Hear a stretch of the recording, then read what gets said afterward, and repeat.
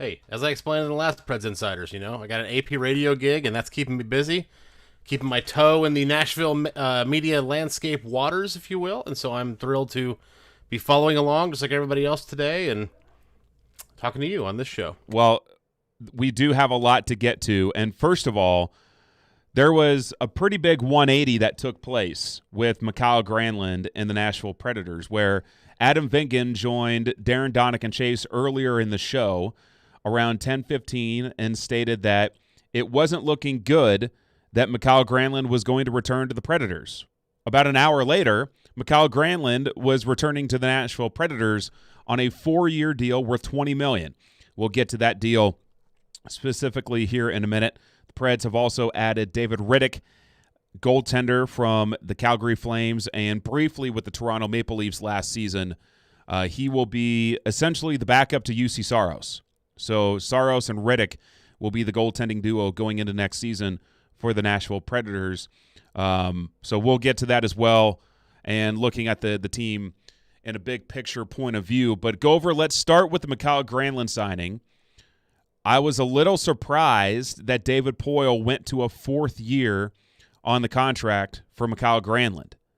I was thinking this was going to be more of a 2 or 3 year contract for Granlund wherever he signed, and he ends up landing a 4-year deal worth $20 million.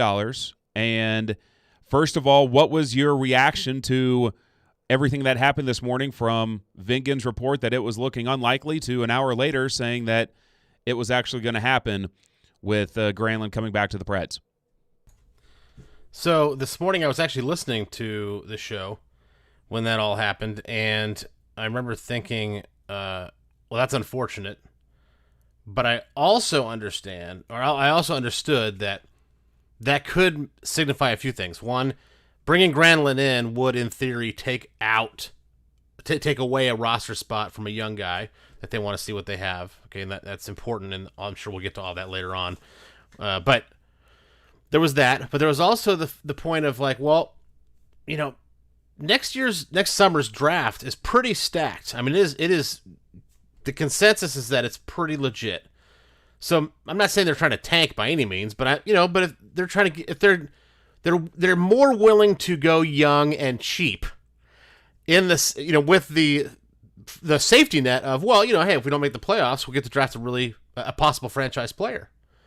And that's something that, as you and I know, Porth, we covered the Seth Jones draft together, right, in New Jersey. So we know that it doesn't come around very often, right? They picked 4th overall that year, and that was the highest they've picked since, I think, Scott Hartnell or somebody really early on in the franchise's history. So to get, and I'm not saying they should be one of the top or the worst 5 teams in the league, but I'm saying that the lottery, anything can happen, and if you are in that, if the draft is so stacked, maybe you're picking 7th, 8th, 9th, and you can still get a franchise player there. So I was like, all right, I can kind of see it's a calculated strategy.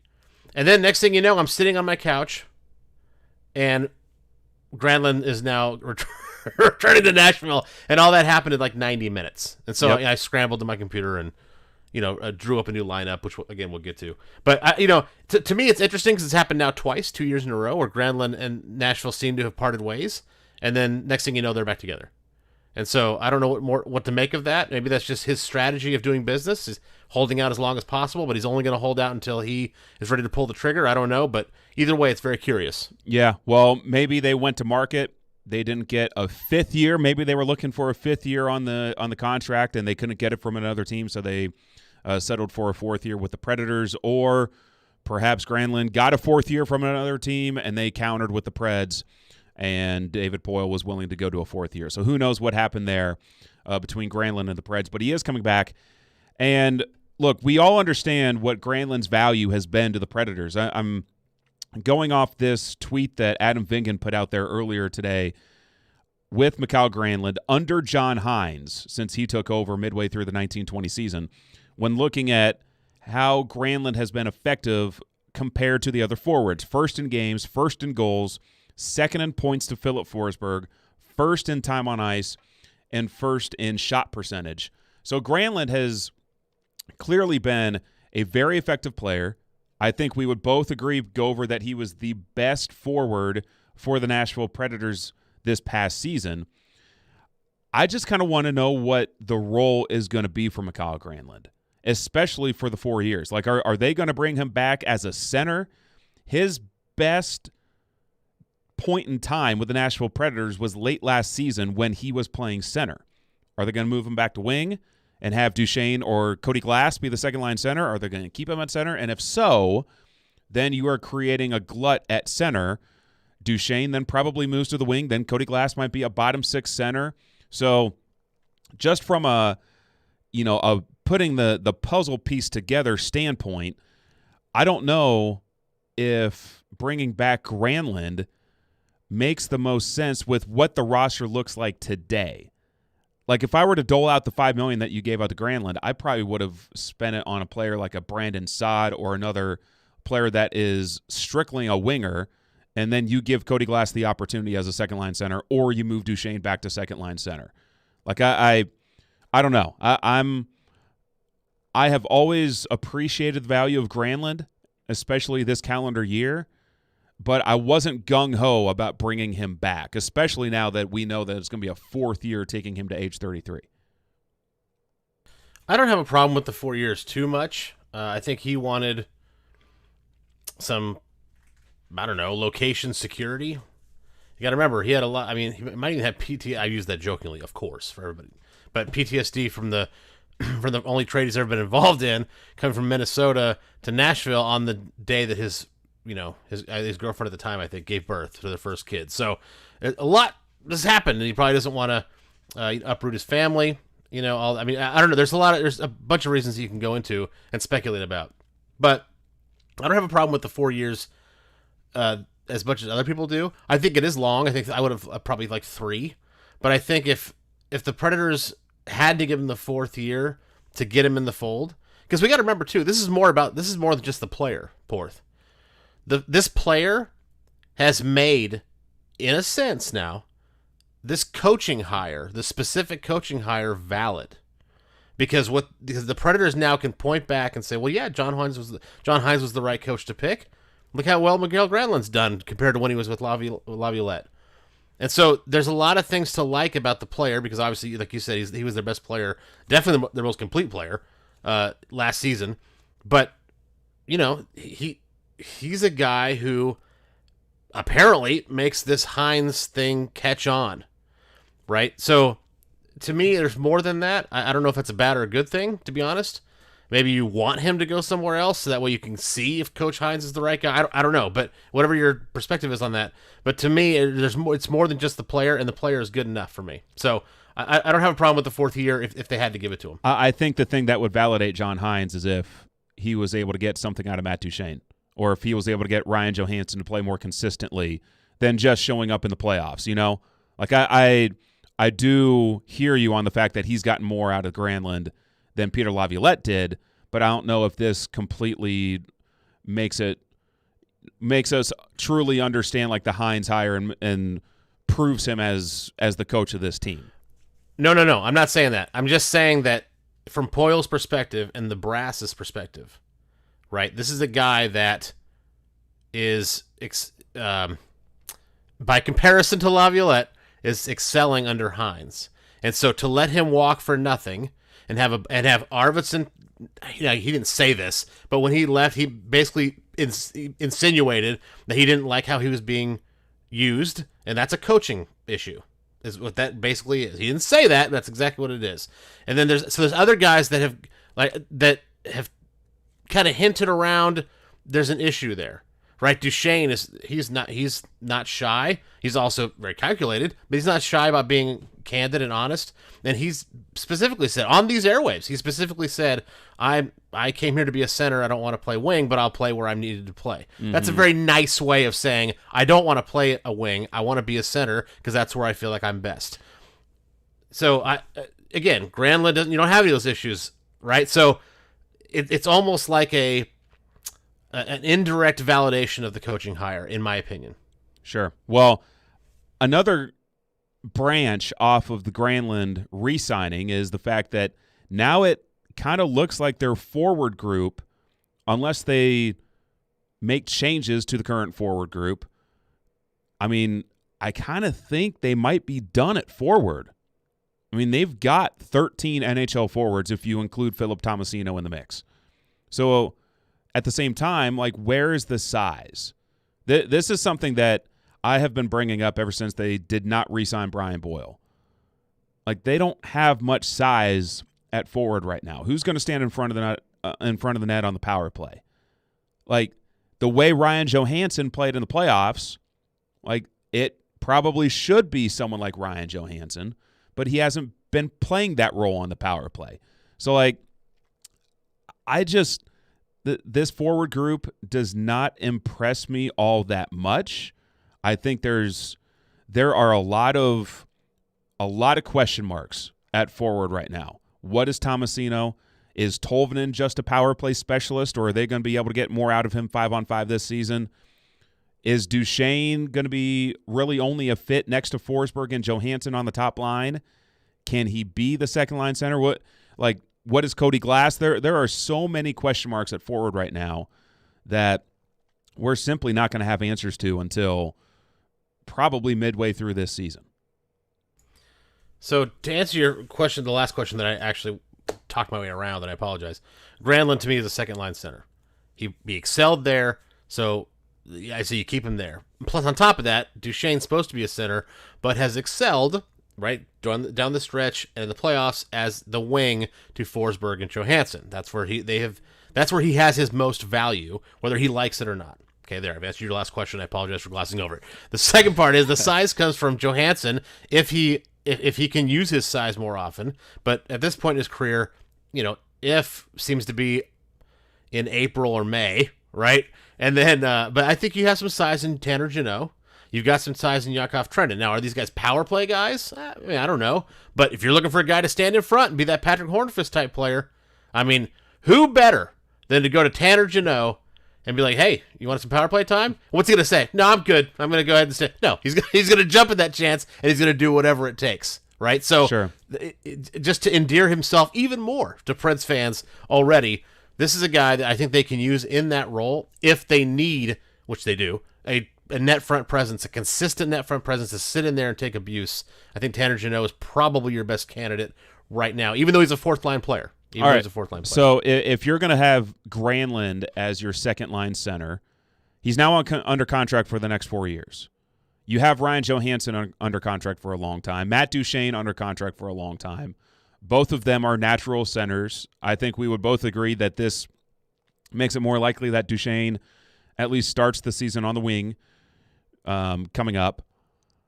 So Cody Glass is a player that if anybody read Adam Vingan's article on The Athletic with comments from Peter DeBoer about how Cody Glass needs to play around top 6 level players. So is Cody Glass now going to be relegated to the third line? Is that how they see him? Like again, a lot more questions than we have answers, and I don't see how this puzzle, how the pieces fit into this puzzle at forward right now. So surely this is an incomplete project that we're looking at, or John Hines is going to have a lot of juggling to do with how to make this cookie crumble come September. I don't know if we want to pick this up on the other side or not, Porth, but I will say that my lineup is pretty much set as of this moment at 6:15, on Wednesday. Could change at 6:20. Yeah, right. Yeah, I mean, there's no telling, but yeah, right now I think my personal lineup is set, and I've got Glass as the third line center, but I've got him. It's hard to say second line kind of players because on this team, I mean, who are the second line players? Is Cunnin good enough to be a second line player all the time? Since the injury, absolutely, he looks like that. But how's he going to do 82 games wise, right? Sure. So Tolvanen, you put Tolvanen in that category, but I'd also put Tomasino in that category. You project him as a second line player, throw him with Glass, let them create some chemistry, and now you've got a third line that can maybe punch in some score, and then you've got Rocco Grimaldi also who can provide some speed if he can find his way into the lineup, which I'm still waiting for. Right. And I think a lot of people are still waiting for that because ever since John Hines took over as coach, Rocco Grimaldi has seen his opportunities decrease, even though he had that 4-goal game against the Detroit Red Wings this past season. All right, on the other side, we will get to what our lineups would look like today. Also, the David Riddick sighting, we'll dive into that a little bit deeper. We'll get to all of that coming up next on Preds Insiders. Preds Insiders brought to you every week by Dr. Kelly Rice. For all your dental or sleep apnea needs, visit kellyerice.com. It's Preds Insiders alongside Jeremy K. Gover. I'm Ryan Porth, and this is ESPN 102.5 The Game.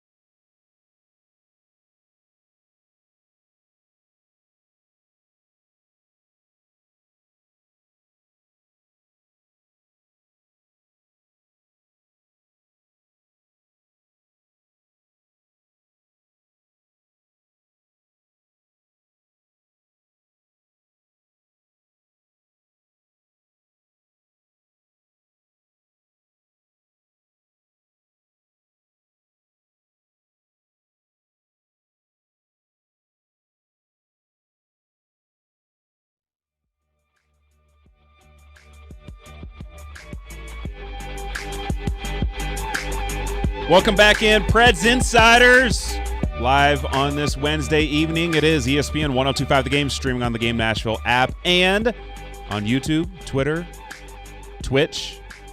We've got live video of Jeremy K. Gover and myself, Ryan Porth, talking all things Nashville Predators on day one of NHL free agency.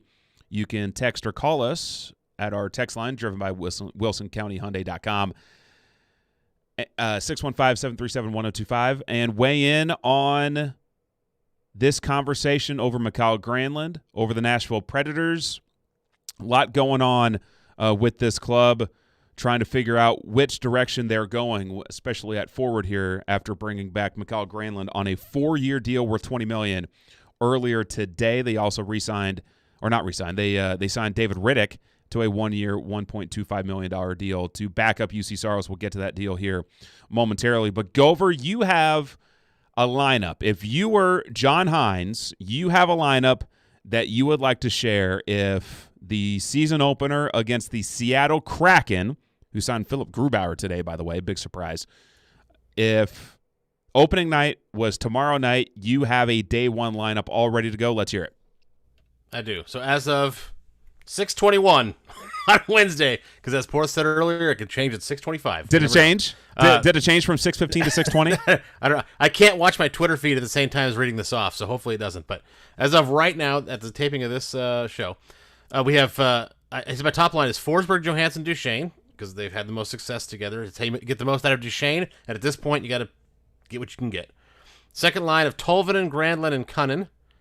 Granlund and Cunnin look pretty good, and then you put Tolvanen in there, give him a full season in that second line. That sets him up for success, gives him some offensive players to work with, right?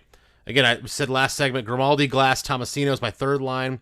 You give Tomasino that taste of NHL action on that third line, but he's not playing 18 minutes a game, right? You know, maybe he might once the power play kind of comes in full swing, but overall, it's Grimaldi, who needs to get in the lineup, in my opinion. Glass, who you're trying to audition for maybe a second line center role, once you kind of do some adjusting with your roster, eventually, whenever that happens. It could be later this season at the trade deadline, or it could be next season. Who knows?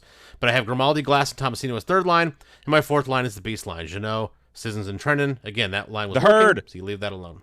It's the herd. Herd line. Yeah, herd line. So then defense, probably self-explanatory. Yossi and Carrier. I have Ekholm and Fabro together. I know there's some trepidation about that, but this is just opening night, not the whole season. I think Ekholm and Fabro know each other well enough that they can do the job. And then I have Borowiecki and Myers on the third pair. And then I've got Saros and, of course, Rittich backing him up. My extras are Cousins, Pitlick, Benning, and Harper. Pitlick is the only gratuitous one in the sense that I think he deserves an NHL shot. The other three are signed, and they're NHL players. I would put Nick Cousins in over Rocco Grimaldi in your lineup. That's fine, but it's you know what? It's personal with this. No, it's not. But it's. I mean, Cousins would provide you bite and grit on a line with Glass and Tomasino. Both you would hope are a little bit more offensive minded. If that were to be the lineup, Grimaldi is a defensive liability.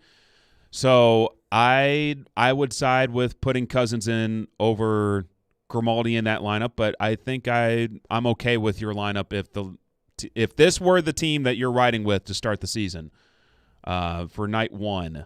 I think I would be okay with that lineup. I think this that's fair, by the way, Porth. Grimaldi over Cousins is my call. I'm happy to switch those. That's fine. Because you're right, Cousins will give them more defensive responsibility on that line. I would be lying if I knew how defensively responsible Cody Glass was.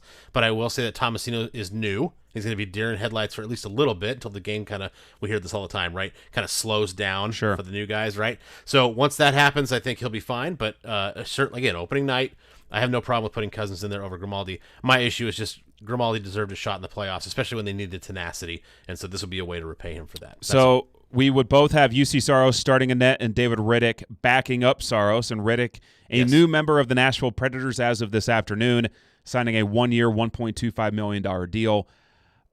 He's not someone that was necessarily on my radar.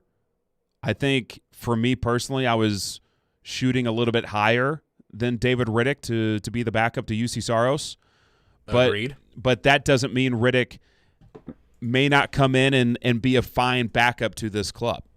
One thing that I do think you have to keep in mind when looking at his career numbers, which do not stand out, it's a .907 career save percentage, a 2.82 goals against average. So on the surface, he doesn't look like that great of a goaltender that he's going to come in and steal the show.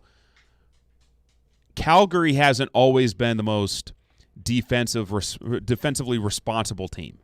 So if they play to a system like they did in the second half of the season, I wonder if David Riddick's numbers are going to look better here in Nashville than they did in Calgary. And he didn't have great numbers in Toronto, but he played 4 games there. So I don't think you take much into that at all. So, I mean, I'm okay with it. It's a cheap signing. It's a 1-year deal. There's not much risk involved here. You know, he has better numbers than Braden Holtby in the last 4 years outside of winning a cup. And Holtby got more money with the Stars. So at the end of the day, I guess I'm okay with Riddick. They could have done better, but they could have done worse. Yeah, that's very well said, that last sentence. They could have done better for sure, I think. I'm not a fan of this David Riddick signing.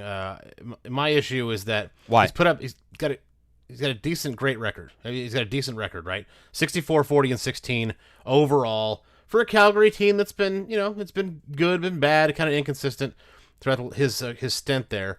But so 64, 40, and 16 is not terrible. You're okay. It's a backup goaltender numbers. That's great, right? But then you look at his save percentage. You take it one step further at his save percentage, which is more telling about how a goaltender performs. And he's got a 907 career save percentage, like you mentioned. But the kicker for me is he's only had as high as 911 once. Nothing over 911, which is red flag number one. And number two is his second highest is 907, which is not where you want to be. So again, he's a backup. I get it, but Saros has dealt with some injuries.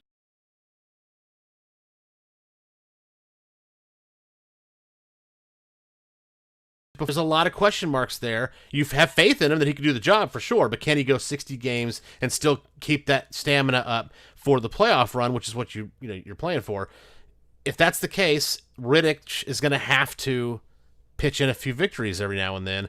And I don't have as much confidence that that's going to happen as I would have had they have signed Antti Ranta, who, by the way, signed his deal with Carolina for 2 years for $2 million. By the way, So it's not much more, but at the same time, it is 2 years. And as I tweeted out earlier today and yesterday, I think the Predators have a very clear vision in goal, and a 2-year contract for a guy doesn't fit.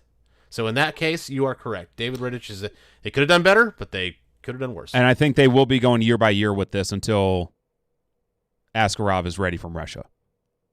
So the 1-year deal makes a whole lot of sense. By the way, how about Carolina ending up with Freddie Anderson and Antti Ranta as their two goalies in place of Peter Mrazek, Alex Nedeljkovic, and James Reimer? I mean, wild stuff going on in Carolina. We won't even get into the Tony DeAngelo stuff, but holy smokes, there is a lot going on with the Carolina Hurricanes right now. They have definitely taken a step back since they got beat, or since they beat the Nashville Predators in round 1 of the playoffs. Coming up next, what is this team? Are they a playoff team? Are they rebuilding? Are they trying to do both at the same time? What is this Nashville Predators team? We'll dive deeper into that on the other side. He's Jeremy K. Gover. I'm Ryan Porth. You're listening and watching Preds Insiders on ESPN 102.5 The Game, streaming live on YouTube, Twitter, Twitch. We'll be right back.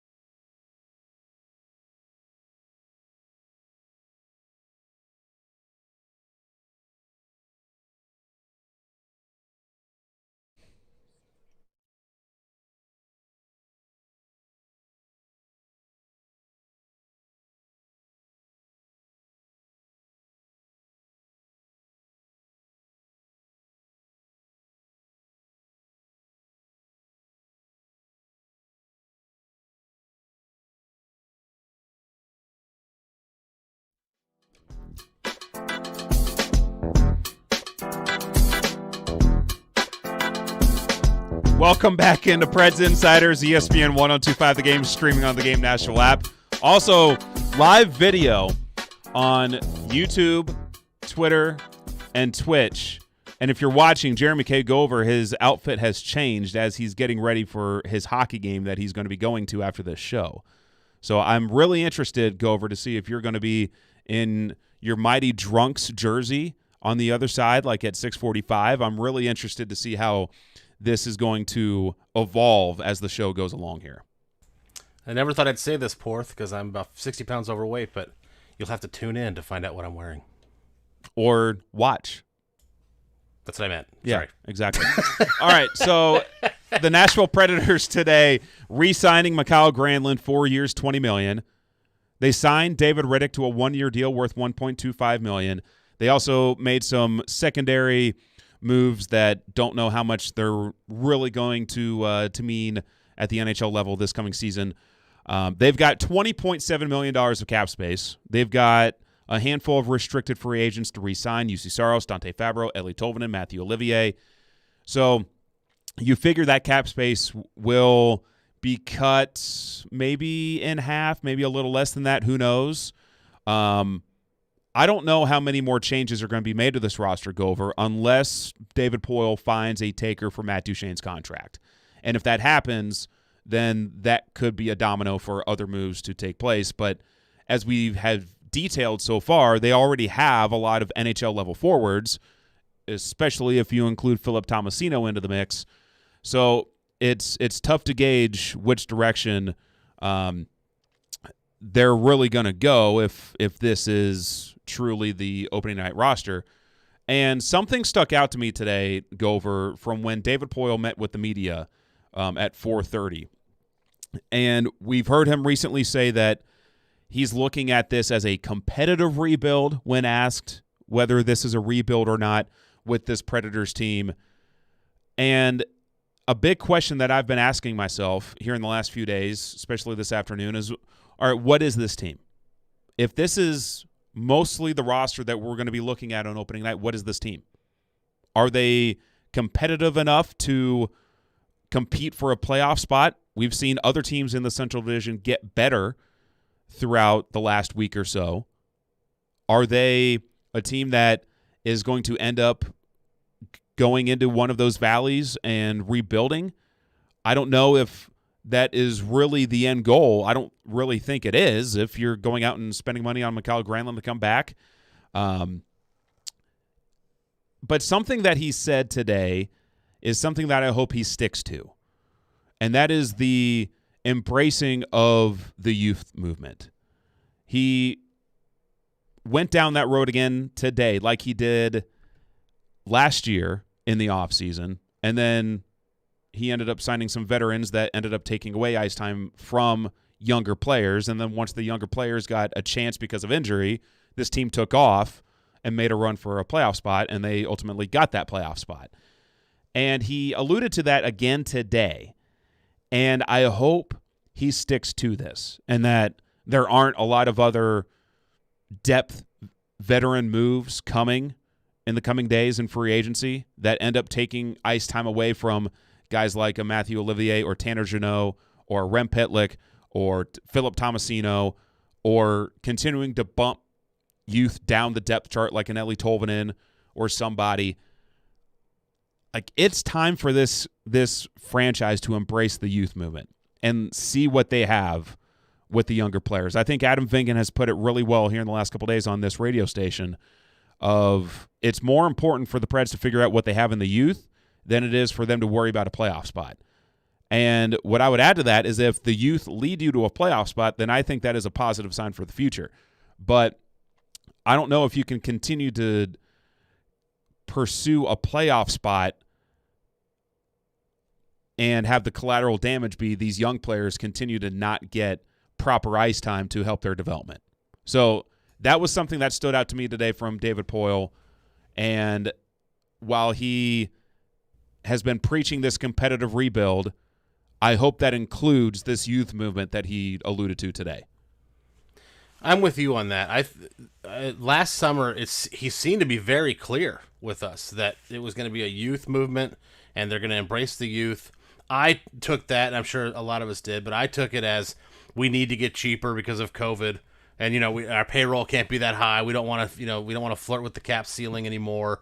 That kind of thing. That's how I kind of translated that. But in retrospect, after seeing how they responded in March, the youth movement, basically, when they're kind of thrust into the spotlight and into playing roles, they performed really well, and they single-handedly got this team into a playoff spot. So I think that just backs up this time. So if he says it again, right, this is going to be a youth movement. We're really going to embrace the youth. We're going to see it. I think there's a lot better foundation to stand on, because you've got now the experience, right? Now the youth have shown you, at least for a brief cup of coffee, they have shown you that they can follow Hines' system, embrace the role, go out there and kick some tail. Okay, get you some 1-goal wins. Like, you can dominate a few here and there. If you lose, it's a tight one. That kind of thing. They really did propel this team when some of the stars were out, and so it's a good sign going forward. That being said, is it a flash in the pan? And I think that's what the Predators team is going to have to find out. I'll take your question one point further, Ryan, and I'll ask you this. Let's just say they're not a playoff team, okay? Maybe they're not horrible. They're not like they're not like the worst 5 teams in the league or something like that, but it's just clear that they're not a playoff team, okay? What does that do to Philip Forsberg and Mattias Ekholm? Now, Mattias Ekholm, I think, has the attitude. He's actually been interviewed before, I think, about this, about how he gets paid way too much money and this and that. So I think he has the attitude of, yeah, of course I want to win, but I'm invested in this. Whereas Philip Forsberg, for some reason, strikes me as somebody who would want to go to a contender, right? Even though he's only 26 years old and Ekholm's 31. So my point, though, regardless of all that, is that where does that put those guys? Because they need to re-sign those guys. And they need to re-sign them before next season before they hit the open market. And they're going to get, a lot of cash, right, wherever they go. So I guess what I'm saying is, if they're going to embrace the youth movement, that's fine. If they're the competitive rebuild, I think, is almost a key word to keep Forsberg and Ekholm invested. Because if they say rebuild, when you're going through a rebuild, you're kind of stuck with Duchesne and Johansson. I think we all kind of know that. Sure. But Forsberg and Ekholm are the wild cards. They're the ones that can really speed up that rebuild, if you will, because they're cement blocks in a great foundation that this team has built. And, they're star players in their own right. So I'm very, very interested to see if this truly is it. Maybe I don't know, they always seem to add a 8th defenseman at some point during the summer. But if this is truly it, or if they are able to move the Duchesne contract under any circumstances, or what. But either way, I think it all leads to what does Forsberg and Ekholm do? Well, and those two should be bigger priorities than going out and signing more free agents. Getting Forsberg and Ekholm locked up long-ish term should absolutely be the priority now for David Poile after he gets some of these restricted free agents in his rearview mirror. Now, David Poile did say today that it's probably going to be closer to training camp before there's much movement on the Forsberg and Ekholm front. I am in agreement with you that I would be a little bit more curious about where Forsberg's mind is going with all of this than Mattias Ekholm. I think Ekholm, he has more roots down here. Not that Forsberg doesn't, but we all know Ekholm loves Nashville, loves playing for the Nashville Predators. He made that very clear when his name popped up in trade rumors during the season. I would fully expect him to resign. I would be surprised if he didn't, given the fact that David Poile just traded Ryan Ellis. I don't think David Poile trades Ellis without knowing that Ekholm, or having a really good feeling that Ekholm is going to resign. It's kind of a catch-22 with the timing of this, right? Like, I'm sure Forsberg and Ekholm, maybe more Forsberg, they want to see what this team can be or is, but I don't know if David Poile can afford to go deep into the season with these two still on the roster without a contract extension. Because then, especially with a deep draft next summer, you can flip Forsberg at the deadline for something pretty. Sure, right? but especially if he blows it out this year because it's a contract year, you're gonna have a line of suitors that are ready to talk, and not Ryan Suitors or Gary Suitors. No, sorry, suitors. Yes, yeah. Yes, like I don't know what the value looks like today compared to the trade deadline if one of them were to be traded. I would have to think that a full season is more attractive to a contender than 20 games and then a playoff run, right? For sure. So it is an interesting spot. I mean, to the question of what is this team, you asked, are they a playoff team? I don't think they are. I don't think this team is a playoff team. Not that I would be surprised if they competed for a playoff spot, but when you look at the Central Division pecking order, Colorado, Dallas, Minnesota, Winnipeg, St. Louis, Chicago, I would all have above Nashville right now, which puts you 7th out of 8, with Arizona now coming back into, or not back, coming into the Central Division. There are 2 players of why I think I look at this roster right now and I see a 500 group. I see it's a 500 record. Okay, 41-41 if you really want to go that granular. No overtime losses. No, 40. It's spectacular. 41-41. But there's 2 players that control that destiny, and their names are Ryan Johansson and Matt Duchene. If Ryan Johansson can play, and I know it's a tall ask, I get it, but if he can play like he does when the games matter, okay, more consistently, I'm not going to say all season long. It's hard for anybody to get up for 82 games, but more consistently, then this team is now, let's call him 55 and whatever the math is, okay? If Matt Duchene can actually be a 55, 60-point player like he should be, and all of a sudden he kind of responds, now you're looking at a playoff team, right, who can do some damage. But it rests on I hate to say that, but it rests on those 2 guys. Their track record is long enough to where there are question marks around the regular season, and the regular season is what puts you in the playoffs. So for me, it comes down to 2 guys. Don't we have enough proof that from those 2 players that is unlikely to happen? For sure. I'm saying if. I'm saying that the success of this team, the perception of this team between playoff and 500 team for me, it rests on 2 players. That's what I'm trying to say. It's an opinion. I'm sure a lot of listeners are agreeing with me right now, I would think. But on those 2 players lies the success of this team. Yes, they can get to the playoffs if those 2 guys are average, okay? And then Johansson can light it up in the playoffs and everybody can feel great. But can they be a playoff team on paper? The answer is yes, if those 2 players return to their potential form. Do you feel like we fully answered the question of what is this team? I don't think we did. No, because I think nobody knows what it is. My point exactly. I don't think anybody really knows what the plan is here with this team. They're clearly not committing to a rebuild. They're not really going for it. You're not going for it if you're shedding Victor Arvidsson and Ryan Ellis cap hits.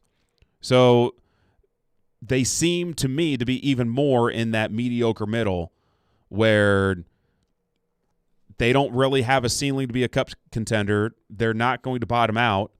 So I would expect them to be a fringe playoff team next year and just, not be in any sort of conversation that you would want this team to be in. And so I'll put it this way. So the last 6, 7, 8 years, you've seen this team has mostly been identified as a defensive first team. Okay, then they can kind of get pieces like Forsberg and Johansson at its prime. Arvidsson right there. You're like, oh, this team could score some goals, but they're still solid on defense for the most part. And over the last 3 or 4 years, right, the penalty kill hasn't been good. The power play hasn't been good. It's consistently now. Now Rene's retired, so can Saros carry the mail for 65 games? I mean, all this stuff, right? They don't have an identity, in my opinion, anymore. There's not this thing that Nashville for, and I think that's the problem.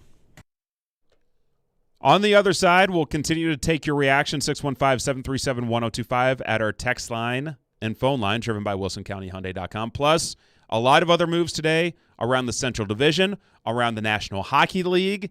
We'll get to all of those, the big ones, coming up next. Ryan Porth, Jeremy K. Gover here with you live on Preds Insiders, ESPN 102.5 The Game.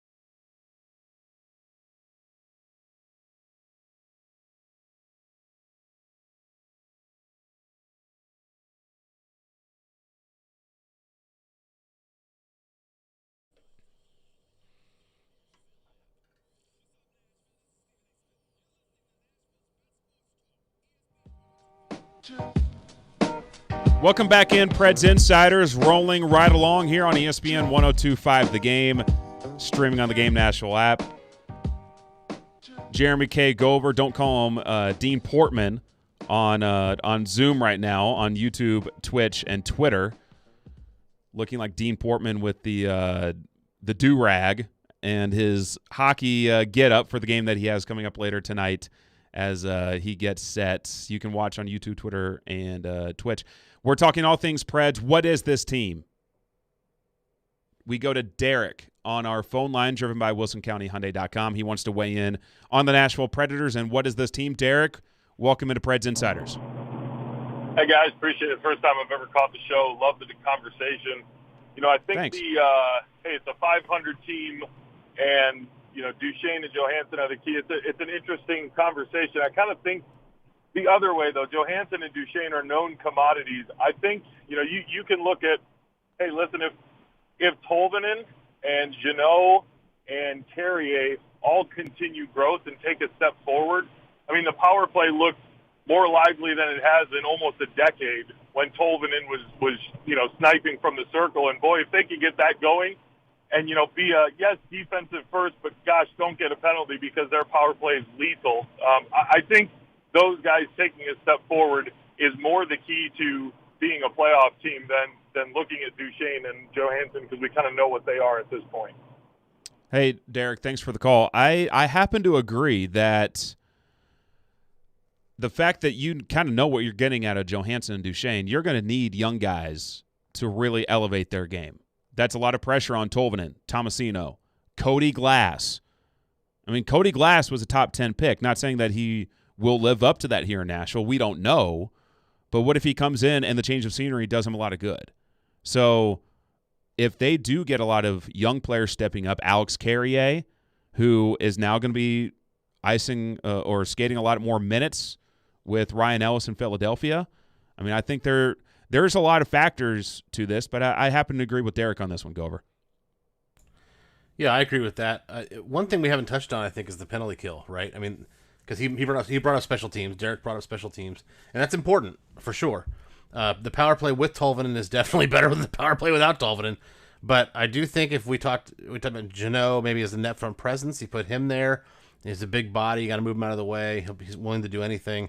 And then you've got Tolvanen sniping in his face-off circle.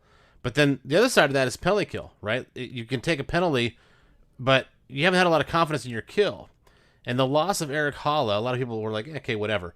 But the loss of Eric Halla hurts that quite a bit. Not just because of the shorthanded goals that he put up, or the shorthanded chances that he put up, probably more accurately. But he was just a tremendous penalty killer. And I don't know where that's going to come from, who's going to fill that role. But that goes right along to what your point is, Porth. Like, we don't know. There's so many question marks in this lineup right now. It could all turn out swimmingly. This team could it could be third in the Central and walk into the playoffs and feeling pretty good about themselves, and all of a sudden we're like, wow, we got that wrong. But it also could be the opposite. It could be a total self-destruct mode, where Duchesne and Johansson don't show up during the regular season. The young guys are not panning out. Cody Glass is what Vegas supposedly thinks he is, which is a first-round bust. It could be all those things.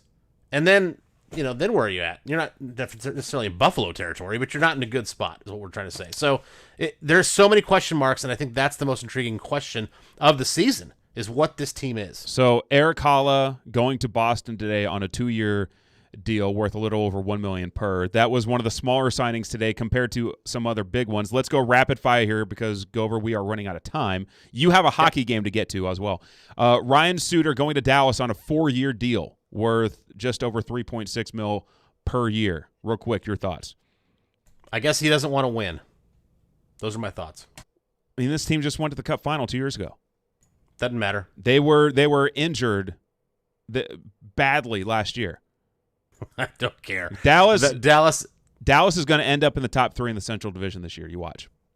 Okay, fine, but they're not going to the Stanley Cup final. They're too vanilla. I don't care for that team. I don't like how they're constructed, and they got some goaltending questions. What did the Stars ever do to you outside of playing the damn goal song all night long at the Cotton Bowl while we were trying to do Preds Insiders? let's see. The Colorado Avalanche swinging a trade for Darcy Kemper from the Arizona Coyotes this evening in exchange for Connor Timmins in the first-round pick, all because they lost Philip Grubauer in free agency to the Seattle Kraken on a 6-year deal worth just shy of $6 million per. Interesting musical chairs there in net for the Colorado Avalanche. Their offense is so good, especially when they re-locked up Landeskog, that I don't the goaltender, it does matter, obviously. I mean, but in the grand scheme of things, I don't think it matters much who your goaltender is, as long as they're serviceable. They're that good. They remind me of the early '90s Penguins. Actually, that's nothing against Tom Barrasso or Ken Reggett. It's just that you could have had a mediocre goaltender back there, and you're going to win 40 games, 45 games, because they're just so good. Their Stanley Cup chances do not come down to the goaltending. It comes down to whether Nathan McKinnon, Mikko Rantanen, Cale Makar, all of them show up in the playoffs, and if they do, look out. Right. Perhaps the most interesting contract given out today. Dougie Hamilton, 7 years, $63 million to the New Jersey Devils. $9 million per for Teach Me How to Dougie. I mean, he is making the same amount of money as Roman Josi for the next 7 years. Which one would you prefer to have, Gover, Roman Josi or Dougie Hamilton? There's no question. It's not a homer pick. Roman Josi by far. I've never been a big Dougie Hamilton fan. I think he's a great goaltender. Sorry, habit. Great defenseman for sure. But to be considered one of the top 5 defensemen in the league, I don't know if I put him that high up. I mean, that contract is going to look horrid in the coming years.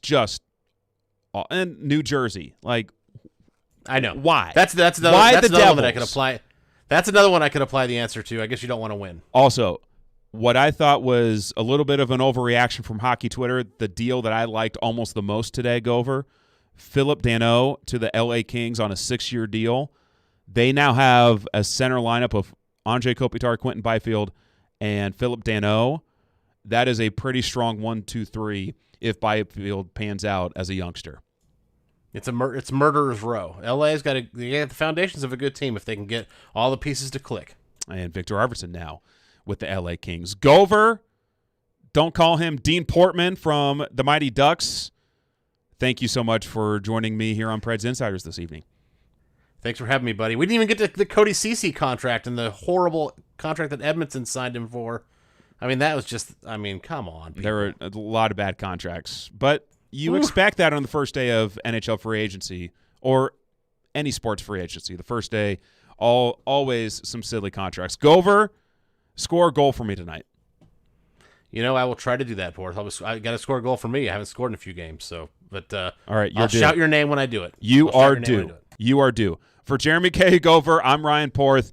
Thank you so much for listening and watching Preds Insiders this evening. We'll be back with you Monday at 6 right here on ESPN 102.5 The Game.